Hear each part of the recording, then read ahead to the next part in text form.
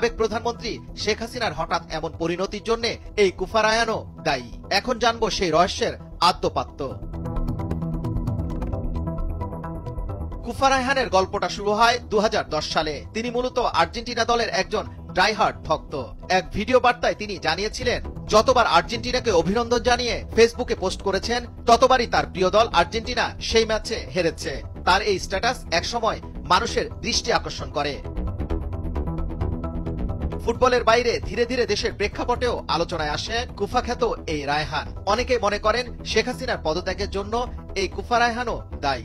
এর আগে দেশের মেট্রো রেল চালু হওয়ার পর গত 5 জুন কুফা রায়হান মেট্রো রেল ভ্রমণ করেন আর তার ফেসবুক প্রোফাইলে মেট্রো রেলের জন্য শুভকামনা জানিয়ে একটি পোস্ট করেন।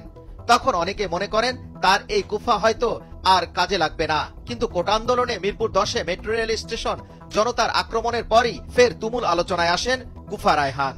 তার কুফার যে তীব্রতা, সেটাকে সবাই এখন নিরেট বাস্তবতা বলে ধরে নিয়েছেন। বিনোদনের উদ্দেশ্যে শুধু আমি শুভকামনা দিয়েছি, আমি কখনোই ভাবি নাই যে মেট্রো রেল এভাবে ধ্বংস হয়ে যাবে। এরপর থেকে রায়হান তার অপছন্দের বিভিন্ন ব্যক্তি ও সংগঠন নিয়ে সোশ্যাল মিডিয়ায় শুভকামনা দেওয়া শুরু করেন।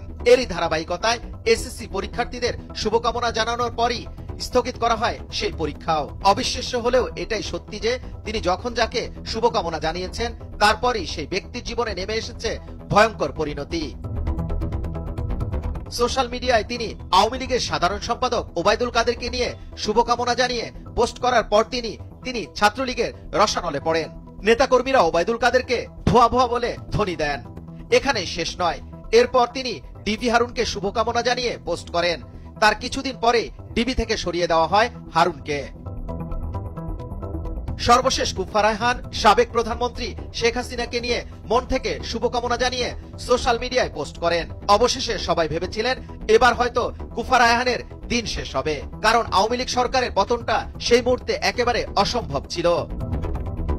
কিন্তু সেই অসম্ভবকেই সত্যি করেছেন কুফা রায়হান। ফলে তার ভবিষ্যৎ কুফা তকমাটা রয়েই গেল, কারণ শেখ হাসিনা 5 আগস্ট পদত্যাগ করে দেশ ত্যাগ করেন, আর এর পরপরই দেশের মানুষ তাকে জাতীয় কুফা হিসাবে আখ্যায়িত করেন।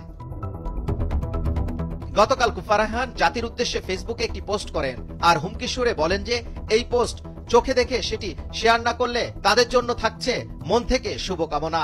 এরপর সেই পোস্টটি দেশ জুড়ে ব্যাপক আকারে ভাইরাল হতে শুরু করে। এই প্রতিবেদন লেখা পর্যন্ত পোস্টটি শেয়ার করেছেন প্রায় 1 লাখ মানুষ।